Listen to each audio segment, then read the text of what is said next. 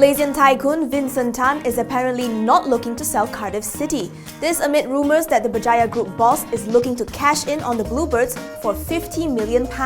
In an email statement today, Tan said that he has no plans to sell the Bluebirds or any of his other football investments. But if he is offered the right price, the billionaire will certainly consider it. Meanwhile, according to Wales Online, club chairman Mehmet Dalman is absolutely livid about the rumours. In his own words, the idea of Tan selling any of its 4 clubs, including Cardiff City, is absolutely off the table at the moment. Dalman also reportedly emphasised that Cardiff is heading in the right direction, having just persuaded Neil Warnock to carry on as manager and with momentum going and things looking up for the club.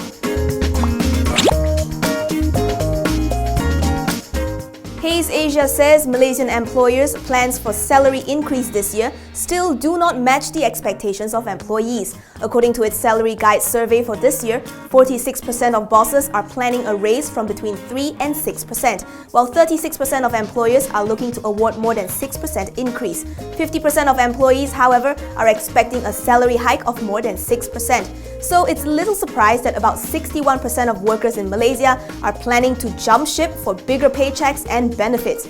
Hays Asia MD Christine Wright says employers need to play a balancing game when it comes to offering good salaries to new talent and managing the budgets for existing staff. She warns that tensions could arise if salaries for the new staff go up too fast. The survey was conducted among 3,000 employers across Japan, China, Hong Kong, Malaysia and Singapore and represents 6 million employees.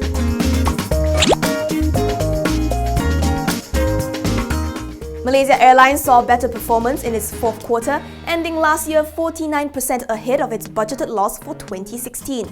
This was on the back of higher bookings, which was driven by a greater focus on the premium business traveller and all-inclusive economy fares. Passenger load factor jumped from 70% to 81% year-on-year. A look now at its subsidiaries, Firefly cut its operational fleet from 18 to 12 aircraft in order to curb financial losses. Meanwhile, MasWing managed to break even with financial support from the government under a Rural Air Services agreement. And Mas Cargo's focus on regional operations helped it reduce losses in 2016. It is close to breaking even this year. The carrier is still cautious on its outlook. CEO Peter Bellew said the airline will remain focused on cost control. It has identified a further 400 million ringgit in cost reduction this year to offset the strength of the US dollar.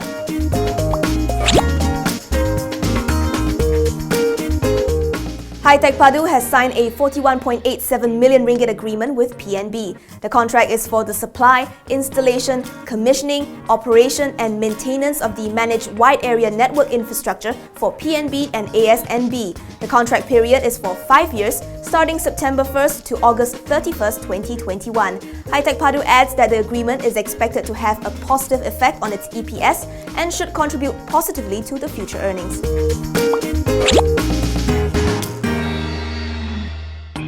More Felda senior officers in trouble. Today, 2 high-ranking officials were charged with CBT involving a 47.66 million ringgit sturgeon breeding project in Pahang. These funds are said to be from the Felda settlers and company's contribution. Former Deputy GM Muhammad Sufi Mabub was charged for using the monies without approval to enter into agreements with 2 companies. According to the MACC's probe back in January, Sufi had allegedly approved payments of 25.9 million ringgit and 21.6 million ringgit without the approval of the Board of Directors or the Felda Tender Committee. Meanwhile, former GM Faisal Ahmad was charged with abetting him. Both were allowed bail at 1 million ringgit each with 1 surety. They were also ordered to surrender their passports to the court.